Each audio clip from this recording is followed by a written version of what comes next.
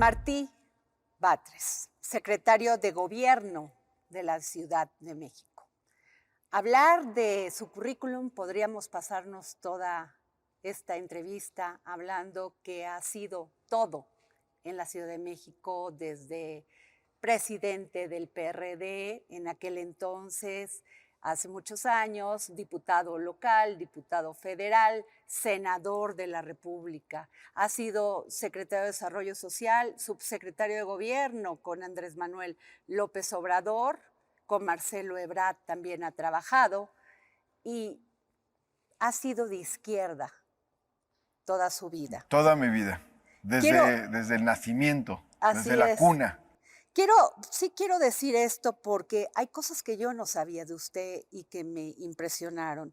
Cursó los diplomados de Gerencia Política e Investigación de la Opinión Pública impartido por la Universidad de George Washington University, Políticas Sociales Urbanas impartido por la Universidad Autónoma de la Ciudad de México y el Instituto de Investigaciones Sociales de la UNAM. Liderazgo Político Social contra la Discriminación impartido por la UAM y el Instituto de Liderazgo de Simone de Beauvoir. Así es. O sea, ¿qué sabe usted de temas? Actualmente estoy cursando el doctorado en estudios latinoamericanos en la UNAM. Qué interesante, porque yo no sabía que usted entendía el tema de la discriminación contra las mujeres. Bueno, de hecho, desde la adolescencia me tocó una etapa en la que, siendo yo adolescente, pude observar, escuchar un renacimiento del movimiento feminista muy importante. Yo empiezo en el Partido Socialista Unificado de México en el 1981, ahí empieza mi militancia política. Tenía yo 14 años, estaba en la secundaria. Al salir de la secundaria me iba a las reuniones de fundación del PSUM. Este se funda en 1981, en noviembre. Y muchas feministas participan en este proceso. De aquel entonces no se mete al PSUM, pero sí opina de este proceso Marta Lamas. Okay. Otra feminista, pues en aquel entonces importante, Amalia García. Totalmente. Que venía del PCM, forma parte de los liderazgos del PSUM. Intelectuales como Marcela Lagarde y muchas otras van a influir en ese proceso. Entonces, claro que es un tema fuerte. Ya en la fundación del PSUM, una de las tesis tiene que ver con el feminismo y con la igualdad entre mujeres y hombres. Pero digamos, es como un renacimiento y va a ir adquiriendo más fuerza posteriormente. Pero eso que hoy vemos tan común, hablar de feminismo, entonces era una innovación intelectual, teórica, política, que apenas iba adquiriendo fuerza. Me llama la atención su perfil siendo un político muy fuerte, un político que sale a dar la batalla, que ha luchado por este movimiento de regeneración nacional, que se convirtió en partido en 2015. Usted siempre ha estado en las filas, luchando, pero me llamó la atención porque usted declama, pinta, tiene más de mil artículos escritos sobre derecho, sobre feminismo, sobre muchos temas. También, pues, ha escrito libros como El PRIAN, Morena y su identidad política, El gran fracaso de las políticas sociales a derechos sociales, entre otros. Es usted un perfil de político, pues, que no hay muchos en México. ¿Cómo se puede convivir siendo político en un país como México, funcionario público, y además tener estos hobbies, si podemos decirlos así, con una biblioteca de más de 8,000 volúmenes? Bueno, luego me pregunta mi esposa, ¿qué haría si no tuviera estas responsabilidades tan fuertes? Le digo, lo más probable es que estuviera encerrado en la biblioteca la mayor parte del día. Siempre me gustó leer. De hecho, entré a la actividad política por la lectura. Empecé a leer muy joven y a pintar. Pintar y leer es lo que hacía. Eran actividades un poco solitarias, pero En eso invertía mi tiempo, en ese tránsito de la adolescencia. Cuando empiezo a participar políticamente es por una conciencia que se ha gestado en mis lecturas y también por las enseñanzas de mis padres. Pero muy joven llegaron a mí libros que me fueron impactando mucho. Por ejemplo, La Revolución Interrumpida de Adolfo Gili, un libro sobre la Revolución Mexicana de Berto Castillo, unas obras de José Revueltas, Los errores, los motivos de Caín, Los muros de agua, verdaderamente estrujantes. Poco después, Milán Kundera, La broma, el libro de la broma es sensacional, el libro de la risa y el olvido, La insoportable levedad del ser, que se hizo famoso por la película, pero que ya en la prepa ya no lo habíamos digerido. Entonces, me gustó mucho la lectura y mi entrada a la actividad política es básicamente a partir de un proceso de concientización más que de una responsabilidad pública. Las responsabilidades llegaron mucho después. Aquel que quiere permanentemente llegar más alto tiene que contar con que algún día le invadirá el vértigo, dice Milán Kundera. ¿Qué piensa de eso? ¿Le ha invadido el vértigo? Sí, claro, por supuesto. Y entre más responsabilidad tienes, entre más audacia tengas, entre más alto quieres mirar, por supuesto que tienes momentos de vértigo, pero hay que dominarlos para ir asumiendo responsabilidades. Martí, usted vivió 1988. Sí, ¿Qué fue para usted? Porque era usted muy joven. Estaba yo en la preparatoria, transitando a la universidad. A finales del 88 entro a la Facultad de Derecho de la UNAM. Pero el 88 es un momento de ruptura muy fuerte. Es la irrupción de una fuerza política que en aquel entonces encabezan Cuauhtémoc Cárdenas y otros dirigentes y va a cambiar al país. Podemos decir que ahí se rompió el partido de Estado. Y yo estoy participando en la universidad. En aquel entonces hay un movimiento que es el CEU, el Consejo Estudiantil Universitario, que promueve el reconocimiento de la educación superior como un derecho, de la gratuidad de la educación superior. Esto es relativamente hoy aceptado, pero aquel entonces no. Había un debate. Y grandes maestros de la universidad, tienes el caso de Raúl Carrancá, pues muy respetado jurista, decían que no, que la universidad no debería ser de masas, no debería ser gratuita, que debe ser una élite académica. Y lo que pensamos muchos en aquel entonces es, todos los niveles de la educación deben estar abiertos a la sociedad. Y toda la educación que imparta el Estado debe ser gratuita. Hasta ahora, con la Cuarta Transformación, se plasmó en la Constitución con todas sus letras que la educación superior pública debe ser gratuita. Pero tiene que ver con esas luchas. Ahí conocí a Claudia Sheinbaum, por ejemplo. En esas luchas estaba ella, Jesús Ramírez Cuevas, el vocero del presidente de la República, por poner otro ejemplo. El escritor Fabricio Mejía, en fin, todos ellos vienen de ahí. O sea que usted comparte la frase de la ignorancia mata a los pueblos y es preciso matar a la ignorancia. Sí, por supuesto. José Martí. Y que dice José Martí a continuación, ser cultos para ser libres. De ahí viene su nombre. De ahí viene mi nombre. José Martí nació un 28 de enero de 1853. Yo nací un 26 de enero, 2 días antes del aniversario de José Martí. El grado de lentitud es directamente proporcional a la intensidad de la memoria. El grado de velocidad es directamente proporcional a la intensidad del olvido. ¿Así es en la política? Es más compleja la política. La política tiene algunas reglas, pero hay que estar atentos porque cambian. Ajá. Por cierto, hablando de alguien que sabe mucho de política, el presidente López Obrador dice, no hay que ser predecibles en la política. Político predecible es político muerto. Entonces sería como la revolución, los métodos han de ser callados y los fines públicos. Métodos y fines deben ser claros. También, medios y fines deben ser congruentes. Nunca el fin debe justificar los medios. Si los fines son democráticos, los medios deben ser democráticos. Okay. Si los fines son liberadores, los medios deben ser liberadores.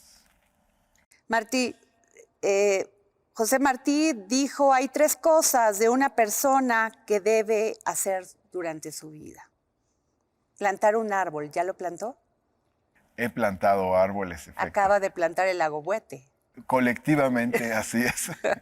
Y otros individualmente también. Tener un hijo.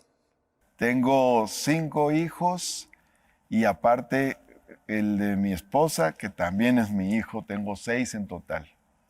Escribir un libro.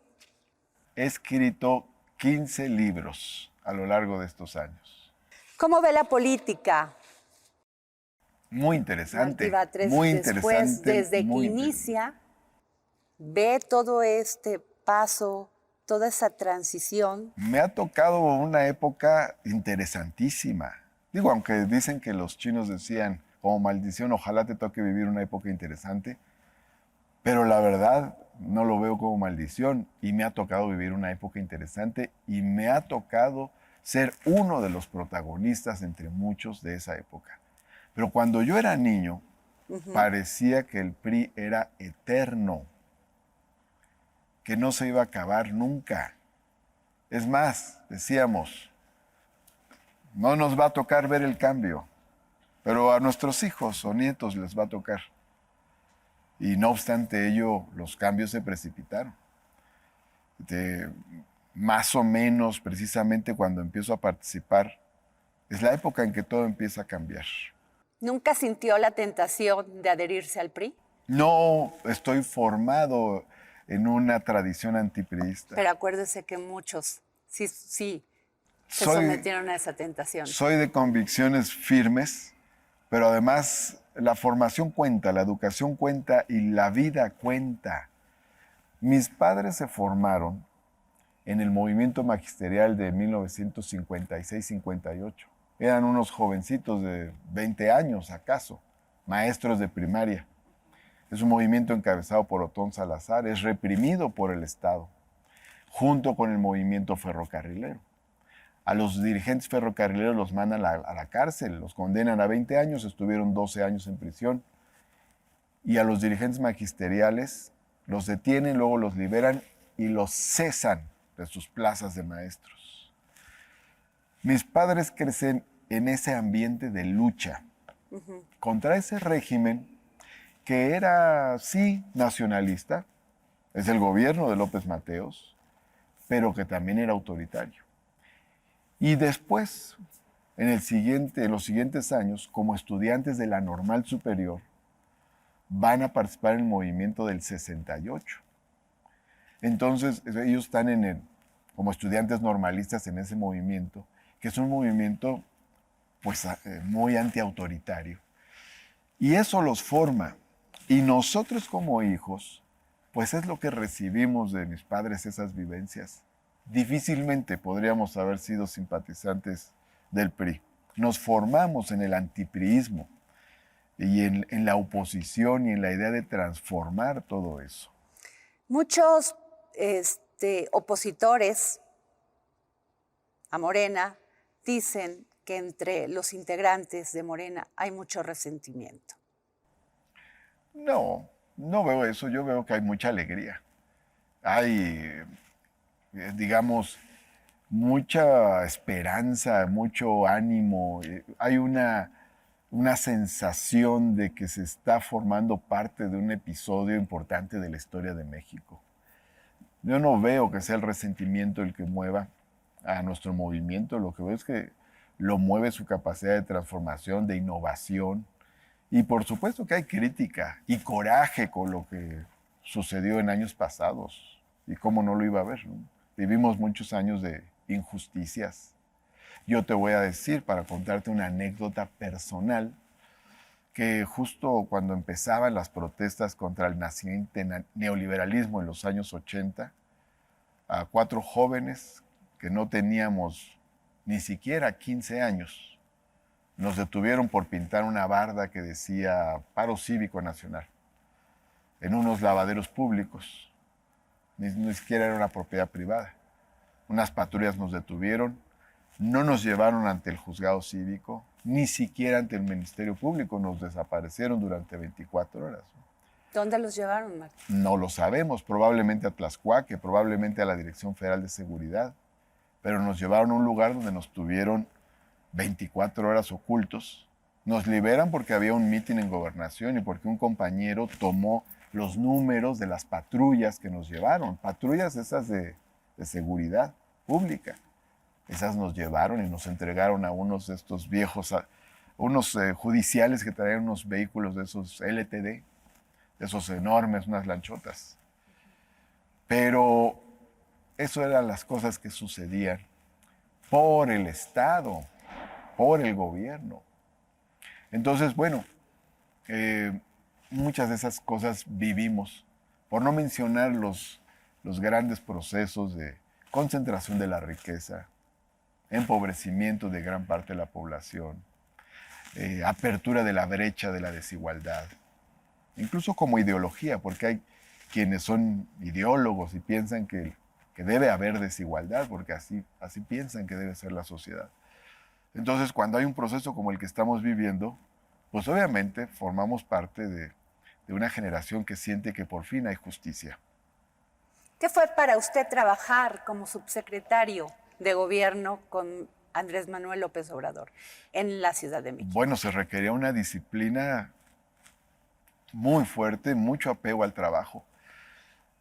Andrés Manuel López Obrador llegaba a las 6 de la mañana a la conferencia de prensa y luego se hacía la reunión de seguridad. Hoy es al revés, ¿no? Hoy primero es la reunión de seguridad, pero en aquel entonces a las 6 se hacía la conferencia. Quienes formábamos parte del gobierno teníamos que estar allá a las 6. A las 6, en la conferencia, terminando la reunión de gabinete de seguridad y luego tareas. En la subsecretaría de gobierno me tocaban prácticamente los incendios de la ciudad en todos los sentidos. Ahí estaba bomberos y estaba protección civil en aquel entonces, ahora ya no. Pero también estaba toda la parte política.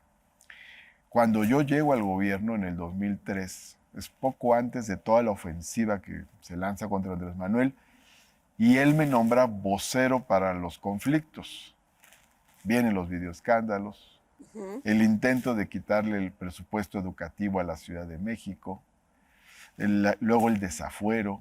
Entonces es una época muy intensa, son años en los que nunca dormimos. Fueron 2, 3 años muy intensos de defender un proyecto y de luchar y salir adelante. Martí, llegó usted a la Secretaría de Gobierno de la Ciudad de México. Muchos dicen que usted llega a ser interlocutor, a dialogar con la oposición, a tratar de hacer trabajo casa por casa para recuperar la confianza de aquellos que no votaron por ustedes en la pasada elección. ¿Qué me dice de esto? Llego a hacer muchas tareas y esto forma parte de los reacomodos que tienen todos los gobiernos. A mitad de periodo siempre hay reacomodos. Yo recuerdo precisamente cuando me incorporé al gobierno de Andrés Manuel, pues hubo una serie de reacomodos. En el área de gobierno estaba como secretario de gobierno José Agustín Ortiz Pinchetti, él se va a la Cámara de Diputados y entra Alejandro Encinas como secretario de gobierno y entro yo como subsecretario de gobierno, a la mitad. Lo mismo ha pasado en otros periodos de otros gobernantes. Igual ahora hay un reacomodo natural que siempre se da en el gobierno ahora con Claudia Sheinbaum y me invita a esta segunda parte de su gobierno. Me invita pues en buena medida por mi experiencia en la ciudad y sobre todo porque es una etapa pues de consolidar lo que ha venido haciendo. El plan de Claudia Sheinbaum es un plan muy amplio. Es más, se conoce poco en la sociedad sobre todo lo que se ha hecho. Es la ciudad con más puntos de conexión a Internet. Estamos hablando de 33,000 puntos de conexión que va a haber. Cuando empezó este gobierno había 98 puntos de conexión gratuita a Internet. Es la ciudad del cablebús, es la ciudad del metrobús eléctrico, es la ciudad del trolebús elevado, es la ciudad de los biciestacionamientos. Claudia construye 200 kilómetros de ciclovías, o sea, más kilómetros de ciclovías que todos los que se construyeron del 2001 hasta el 2018. Tomando en cuenta que la que empezó a construir ciclovías fue Claudia como secretaria de Medio Ambiente de Andrés Manuel. Ahora, también la Ciudad de México es la ciudad de la beca universal, esta de bienestar para niñas y niños. 1.200.000 niñas y niños tienen una beca, es una beca universal, la única que hay hasta ahora en el país a nivel básico. Claudia es la creadora de 2 nuevas universidades, la Rosario Castellanos, la Universidad de la Salud. Con Claudia, en materia, hablemos de género, se crea una fiscalía especializada en delitos contra las mujeres, el banco de ADN de agresores sexuales, el registro público de agresores contra las mujeres. Es un gobierno que tiene paridad entre mujeres y hombres, un poquito más de mujeres en el gabinete que de hombres. Es un gobierno además metido en el tema de la seguridad. Los logros que se han tenido son muy interesantes.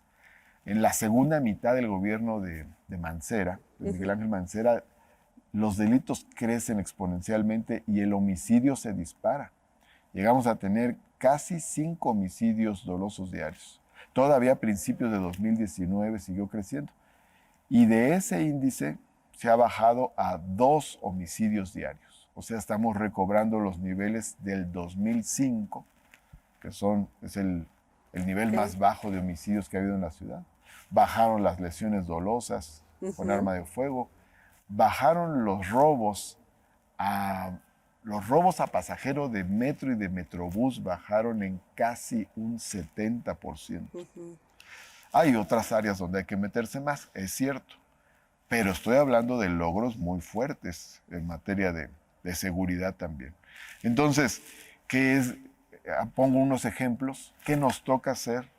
¿Cuál es gran parte de mi tarea? Ayudar a la consolidación de todos estos logros de un programa que viene desde el principio a involucrar a la ciudadanía, a difundir los logros, a que se dé el proceso de apropiación social de todos estos logros, a propiciar participación de la gente en los diversos procesos políticos y sociales que vive la Ciudad de México. El diálogo con la oposición también. Y de hecho, yo llegué un jueves, tomé posición un jueves y el sábado empecé a entrevistarme con los alcaldes electos de la oposición, hasta donde ellos quisieron. Con el Congreso hemos tenido un trabajo extraordinario. Ahora acaba de terminar el periodo ordinario de sesiones, pero salió todo salió muy bien. Pues sacaron hasta la reforma electoral. Hasta la reforma electoral que parecía imposible. Por ahí vi una columna que decía que nos íbamos a llevar una sorpresa ese día y no íbamos a poder sacar la reforma electoral. Salió la reforma electoral, salió la ley de publicidad exterior, salió el programa de desarrollo parcial de Atlampa, salieron las 2 reformas laborales para el Centro de Conciliación Laboral, para los juzgados laborales. Se eligió al nuevo titular de la Comisión Ejecutiva de Atención a Víctimas. Se ratificó un magistrado pendiente de justicia administrativa. O sea, toda la agenda que se había planteado para el periodo en un trabajo interactivo. Tengo una relación intensa con todos los grupos parlamentarios, en mayor o menor medida, ¿no? Pero en general, el diálogo ha sido muy fructífero. Que es parte de la política. Indispensable. Es lucha, la política es lucha, pero también es diálogo y también es acuerdo. Tuvimos 2 años de pandemia, se cerraron negocios, mucha gente se contagió del COVID-19. En fin, una de las ciudades que más resintió esto fue la Ciudad de México. ¿Usted cree que con base en esto es el resultado que obtuvieron en las pasadas elecciones Morena, aquí en la Ciudad de México?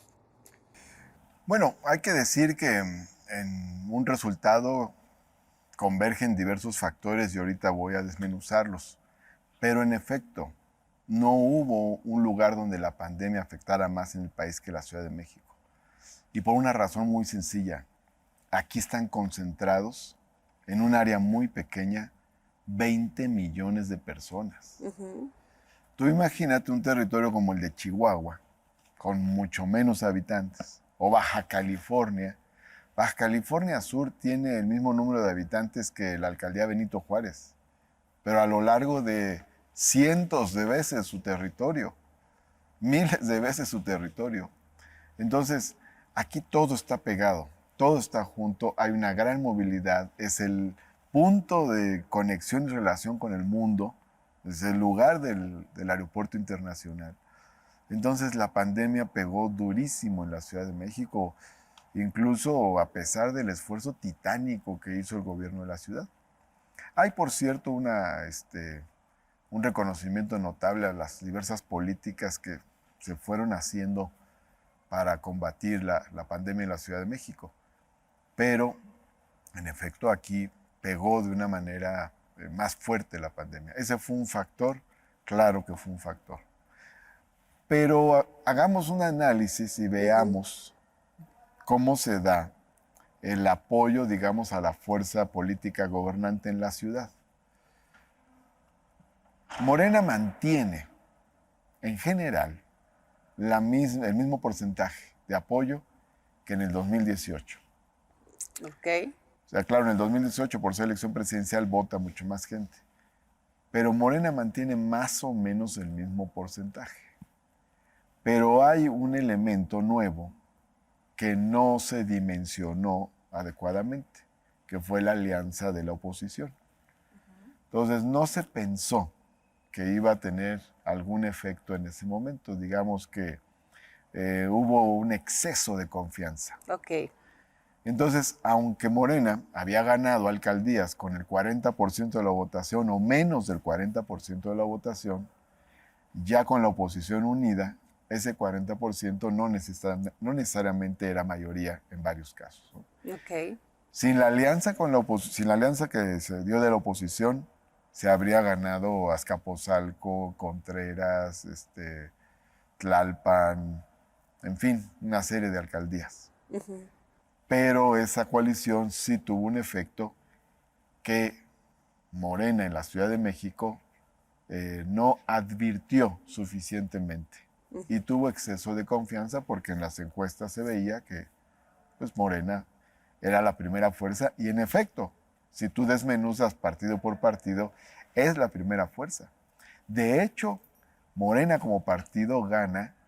Si separas a todos los partidos, Morena como partido es la primera fuerza en el 75% de las secciones electorales.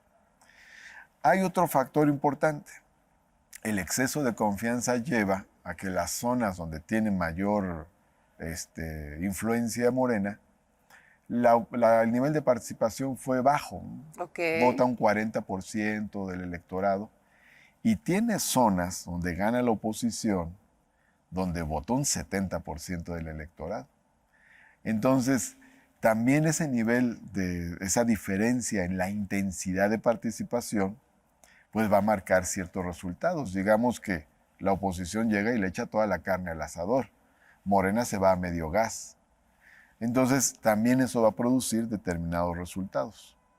Ahora, también por otro lado hay una evaluación que no es la evaluación del gobierno central, no es el que está sujeto a evaluación. Están sujetos a evaluación los gobiernos de las alcaldías. Y hay franjas de la población que estando totalmente con el gobierno de la ciudad, sin embargo, tenían insatisfacción de algunos de los alcaldes de Morena en algunos de los lugares. Entonces, esos factores pues se combinan y producen el resultado que tenemos. Aún así, con todo y eso, Morena es la fuerza que más alcaldías gobierna. Gobierna 7 alcaldías, luego está el PAN que gobierna 5, luego está el PRI que gobierna 2, una alcaldía indefinida. Pero, digamos, Morena es la fuerza política mayoritaria en la Ciudad de México. ¿Cómo afrontar lo que viene? Bueno, ¿Cómo ve el 2024, Martí Batres? Yo lo veo muy optimista. Morena va a ganar, dicen algunos, ¿no? Se van, en el 2024 se van, pues nos iremos de vacaciones un par de semanas, pero Morena va a seguir siendo la fuerza política que gobierne la Ciudad de México a partir del 2024. Es una tendencia nacional, hay una tendencia nacional de renovación y también hay una crisis muy fuerte, histórica, estructural de los partidos tradicionales. Digamos, lo que vimos en 2021, pues es una coyuntura, pero la ciudad es progresista. La ciudad ha construido un entramado de derechos sociales. ¿A quién se los va a encargar? ¿A la derecha? ¿Al PAN, que no cree nada de esto? Claro que no. La ciudad ha construido un conjunto de derechos civiles, de diversidad, de equidad. ¿A quién se los va a encargar? O sea, ¿a quién le va a encargar los derechos de las mujeres? ¿A la derecha, a los conservadores? ¿A quién se le van a encargar cuidar los derechos de la diversidad sexual? ¿A la derecha, a los conservadores? No. La ciudad es progresista y va a defender lo que ha construido a lo largo de todos estos años. Entonces, yo soy totalmente optimista. Que hemos tenido momentos difíciles. En el 2000 tuvimos otro momento difícil. Ganó Andrés Manuel la jefatura de gobierno en el 2000, pero estuvo esta ola, ¿no? Esta ola con Fox. Y el PAN se llevó 6 delegaciones, todavía no eran alcaldías. Y la oposición ganó las 2/3 partes de la Asamblea Legislativa. Entonces, aún así, con momentos complicados, de todas maneras, la tendencia hacia una ciudad progresista es muy fuerte y tenemos mucha confianza en ello. Pero cada quien debe hacer su trabajo. El gobierno no puede sustituir lo que haga el partido. El partido, Morena como partido, tiene que hacer sus tareas, su trabajo territorial. Y eso no lo puede hacer el gobierno. El gobierno, sin embargo, sí tiene que trabajar fuerte para capitalizar todos sus logros, todas sus conquistas, todos sus programas. Esto es parte de estas tareas que tiene en la segunda mitad. Del presidente y de sus políticas públicas han sido predominantes en todos estos triunfos que ha tenido Morena. Morena todavía no se le siente que como partido, sin la figura del presidente, pudiese ganar una elección presidencial. Y vendría mi pregunta, Martí Batres. ¿Usted quiere ser candidato a la jefatura de la Ciudad de México? Primero te diría que Morena va a ganar la elección presidencial. Esto tiene que ver, en efecto, pues con la gran labor que ha hecho el presidente, que tiene un respaldo de la mayor parte del electorado, de la ciudadanía. Pero también tiene que ver con una tendencia hacia un cambio, una reivindicación. Vivimos muchos años de esto que se ha llamado neoliberalismo. No quiero caer en un eslogan, pero voy a definirlo así. Fueron muchos años, fueron más de 30 años en los que se despreció la responsabilidad social del Estado. Y lo que ha hecho el presidente y Morena, nuestro movimiento, es precisamente reivindicar la responsabilidad social del Estado. Esto tiene una raigambre muy fuerte, o sea, hay una reivindicación muy fuerte de la sociedad en ese sentido. Por eso no es voluntarista lo que digo, sino pues tiene que ver con un proceso histórico que ocurrirá también en la Ciudad de México. Ahora, ya en su momento en la Ciudad de México... ¿Usted va a participar? Se discutirá esto. no me toca a mí definir esos tiempos, El presidente ya sacó sus corcholatas a nivel ya, nacional para aquellos que quieran ser candidatos a la presidencia de la República. La jefa de gobierno todavía no saca sus corcholatas para todos aquellos que quieran ser jefes de gobierno de la Ciudad de México. no he visto que la saque, entonces ¿Pero usted participaría? vamos a esperarnos. Yo Ok. por mi responsabilidad soy bastante institucional y por mi formación también. Entonces, digamos que esperaré lo que diga la jefa de gobierno en cuanto a tiempos y procesos y todo eso. Pero está usted preparado. Mientras tanto tengo trabajo. Ok, pero está preparado. ¿Le gustaría? Tengo mucho trabajo y tengo todos los días que atender una serie de cosas, ¿no? Hay que subrayar aquí una cuestión. Ok, Este es un proyecto, ok. es un proyecto colectivo. Entonces, son importantes las aspiraciones individuales, son importantes y son respetables. Pero lo más importante es que siga un proceso de transformación. Ok. No debemos anteponer nuestro deseo personal. Nuestro deseo personal debe estar filtrado por lo que la gente piense que es lo más adecuado. Entonces, vamos a atender esa parte, de tal manera que ayudemos, ¿qué es lo más importante? A que siga el proceso de transformación. Eso es lo fundamental. Y vamos a contribuir en él, donde nos corresponda contribuir. ¿Cómo es trabajar con Claudia Sheinbaum? Es muy intenso trabajar con ella. Claro que me toca la responsabilidad, digamos, la segunda responsabilidad de a bordo. Pero o sea, nos vemos a las 7 de la mañana en el gabinete. Terminando el gabinete hay tareas específicas que se nos encargan. A lo largo del día nos vemos. Hace rato nos vimos para ver tareas que tenemos. A veces nos vemos 2, 3, 4 veces en el día para desarrollar determinadas tareas. Que si el programa de jóvenes, que el tema de Barrio Adentro, que el asunto del centro histórico, es decir, hay muchos temas que van saliendo y la ciudad demanda mucha atención. Por eso digo, tenemos responsabilidades, hay que atender bien las responsabilidades. Si atendemos bien las responsabilidades, podemos hablar de otras cosas hacia adelante, pero no al revés. Primero atendamos bien lo que tenemos. Eso es como yo veo las cosas. Ahora, van a ir hay una convocatoria a la Convención Nacional de Morena. Algunos, pues como es normal, algunos opinan que Morena está pasando por una crisis política con un origen claro, pero con un futuro impredecible. No, yo creo que el futuro que tiene Morena es bastante generoso, tiene un gran porvenir y ha tenido un proceso único en la historia. Jamás había habido un partido político en épocas institucionales que se creara y triunfara en la siguiente elección presidencial. Pero ese éxito que les da una hegemonía, ¿no les da miedo? ¿No les da vértigo? Puede darnos vértigo, pero también nos da esperanza y también nos da responsabilidad. Aquí lo más importante es tener conciencia de la responsabilidad que significa ser la fuerza dirigente del país. Eso implica cuidar la unidad del movimiento. Significa cuidar el movimiento como un instrumento de transformación. Significa cuidar lo que se ha hecho. Esos son valores importantes.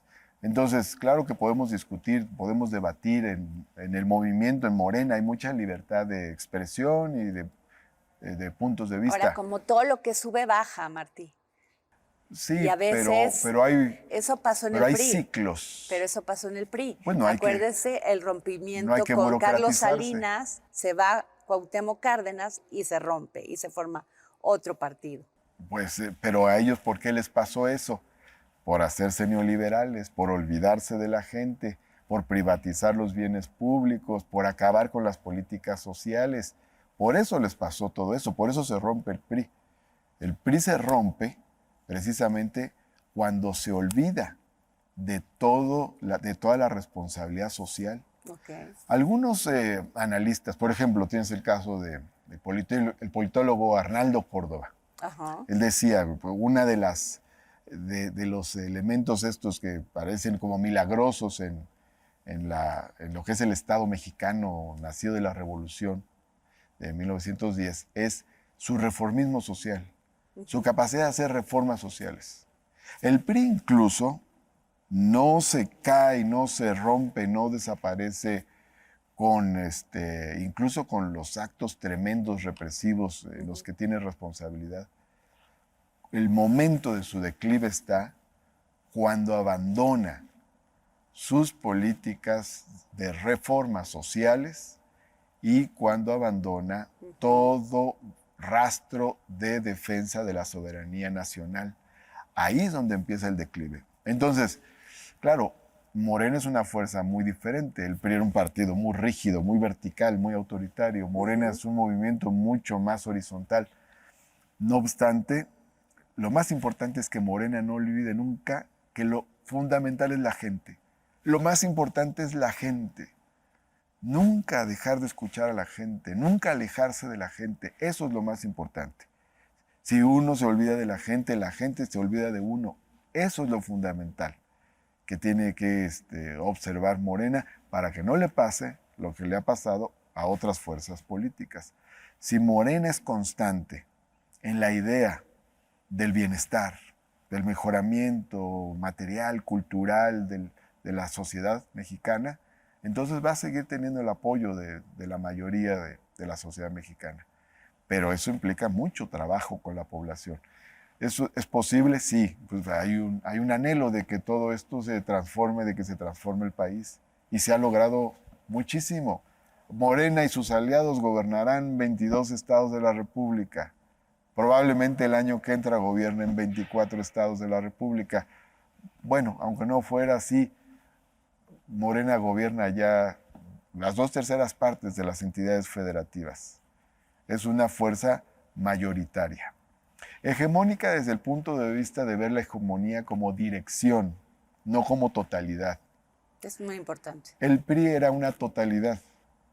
Autoritario. Hasta 1988 el PRI tenía el 100% del Senado de la República, por ponerte un ejemplo.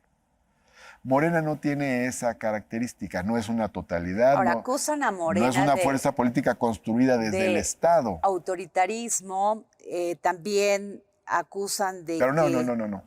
de que la democracia, pues una de sus características es que el poder se somete a la ley de la democracia. Claro, y el poder se somete al Y que en la revocación del mandato, pues eso no se... Eso acusa a la oposición. No, pero al contrario, la revocación de mandato significó más democracia. ¿Qué era la revocación de mandato? Pues que el pueblo interviene, no solo en las elecciones. Porque democracia no es voy cada 3 años y elijo a alguien que decide todo. No, la democracia es elijo a alguien, vigilo a ese alguien, le demando e incluso puedo quitar a ese alguien si es que si no cumple con su programa, si no cumple con sus promesas. Y la revocación de mandato tiene 2 posibles resultados. 1, quitar a un mal gobernante. 2, ratificar a un buen gobernante. El pueblo tiene esa posibilidad. ¿Por qué a la oposición no le gustó la revocación de mandato? Aunque están contra el presidente, ¿por qué no les gustó? Porque era previsible que se iba a refrendar el apoyo al presidente. Y entonces era una forma de demostrar también que lo que está haciendo el gobierno tiene el apoyo de la sociedad mexicana. Si no fuera así, si el presidente no tuviera el apoyo de la sociedad mexicana, la oposición hubiera acudido a la revocación para quitarlo y lo hubiera quitado.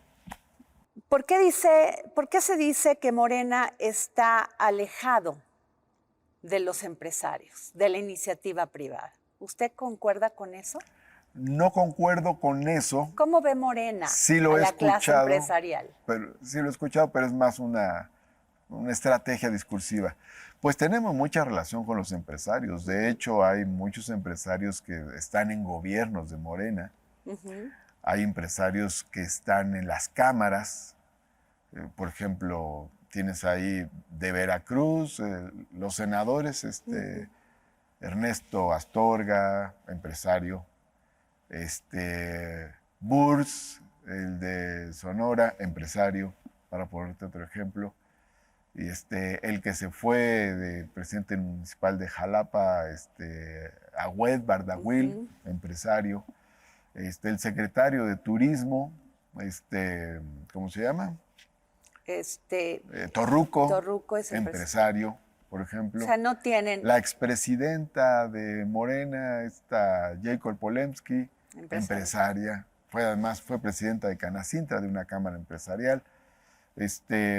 Varios de los que, ahora nuestro secretario de Desarrollo Económico en la Ciudad de México, Fatlala Cabani, empresario. ¿No cree que los apoyos a los comercios que tuvieron que cerrar durante la pandemia fue tardía?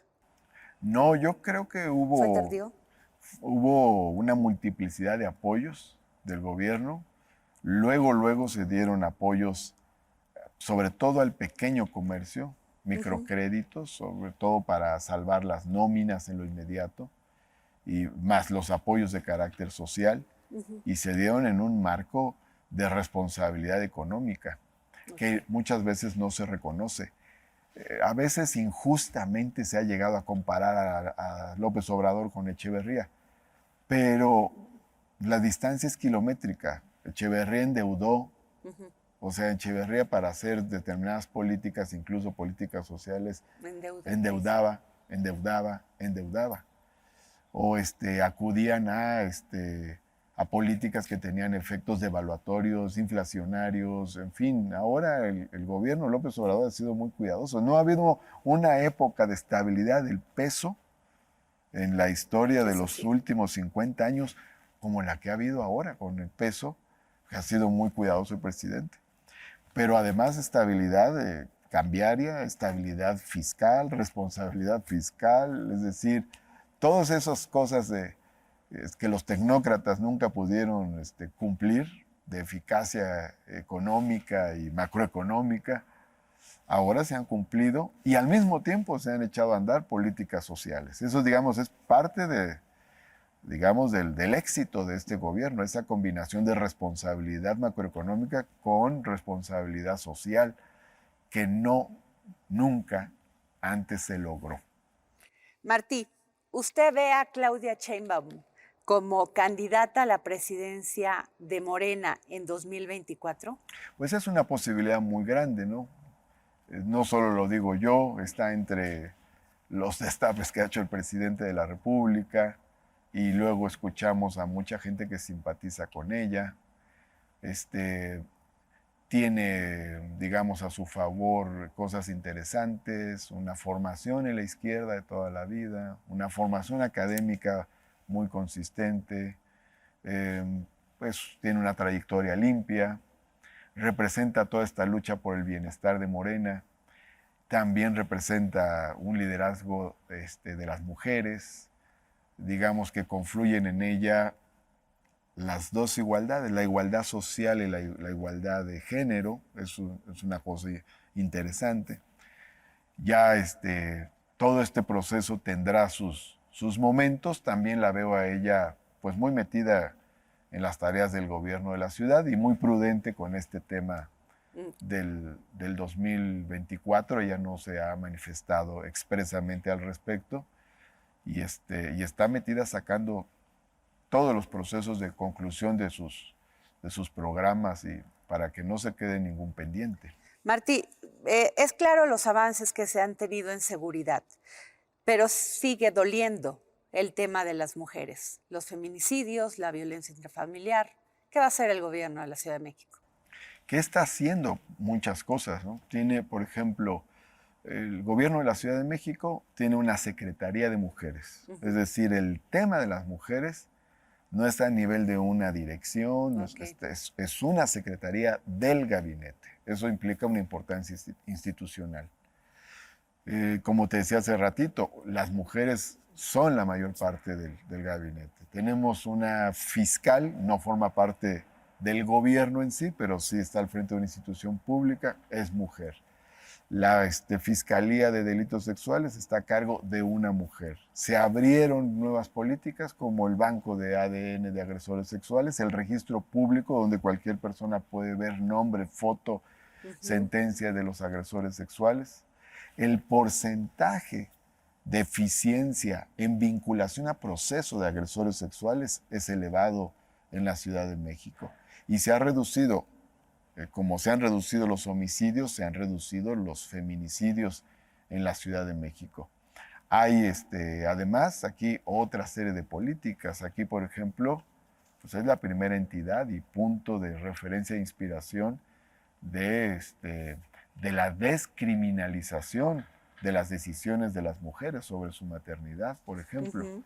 Aquí es la primera entidad donde se echaron a andar programas sociales en favor de las jefas de familia, de mujeres que están al frente de los hogares donde no hay figura masculina, para poner otro ejemplo. Entonces, pues tiene una multiplicidad de acciones. Tenemos aquí en la Ciudad de México las llamadas lunas, que son centros integrales de apoyo a las mujeres y de lucha contra la violencia familiar. Y por supuesto, pues es un terreno en el que todavía tenemos cosas que hacer. Tenemos además que enfrentar una inercia de violencia muy poderosa que se desata en el 2007 con la llamada guerra contra el narco. La guerra contra el narco no fue una guerra contra el narco. De hecho, muchos de los... Usted en su Twitter sale que sí, durante el gobierno de Felipe Calderón es cuando se forman todos los cárteles. Los cárteles que conocemos, y no solo eso, sino que los funcionarios encargados de la lucha de esta guerra contra el narco resultaron ser narcos. O sea, el caso más de llamar la atención es que el secretario de Seguridad Pública, Genaro García Luna, esté siendo procesado en Estados Unidos por amasar una inmensa fortuna a partir del vínculo con todas estas organizaciones.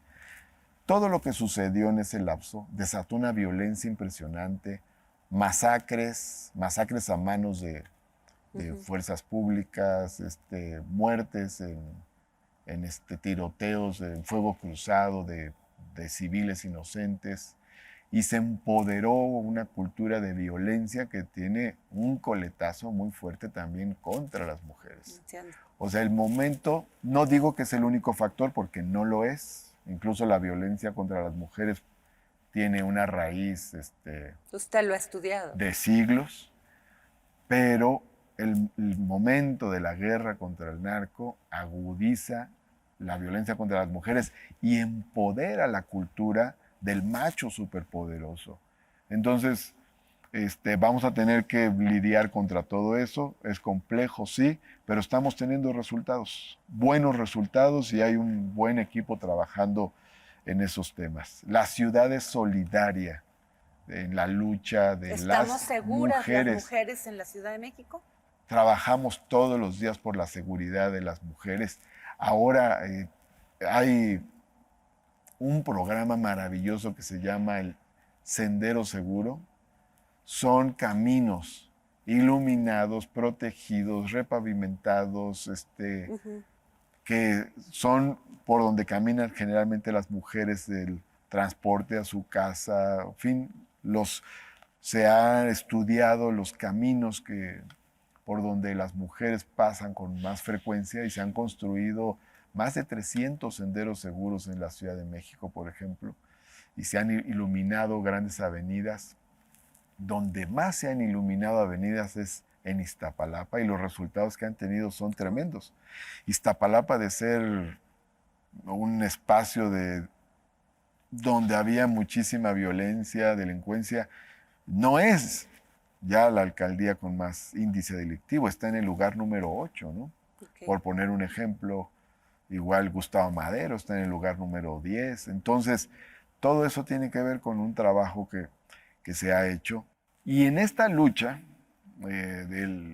contra la violencia hacia las mujeres hay no solo una solidaridad del gobierno y de las instituciones públicas, sino una comprensión incluso simbólica de esta batalla. Ahora fue realmente muy emocionante cómo en la marcha del 8 de marzo un contingente de mujeres policías se sumó y gritó policía consciente se une al contingente. Y cómo un grupo de mujeres se acercaron a las policías, les entregaron rosas, flores.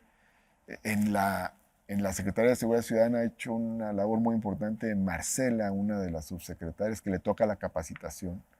Porque la capacitación no solo es la capacitación en la lucha contra la delincuencia, en fin, no solo es la capacitación operativa, sino capacitación para comprender el tema de la lucha de las mujeres. Entonces, esto es, digamos, es una transformación cultural, es realmente muy emotivo. Se hizo ese conversatorio donde participaron unas jefas que les llaman las Ateneas, jefas en la policía, y hablaron del tema de la igualdad entre mujeres y hombres, de la igualdad salarial entre las mujeres policías y los hombres policías, de temas que tienen que ver precisamente con este frente de la igualdad.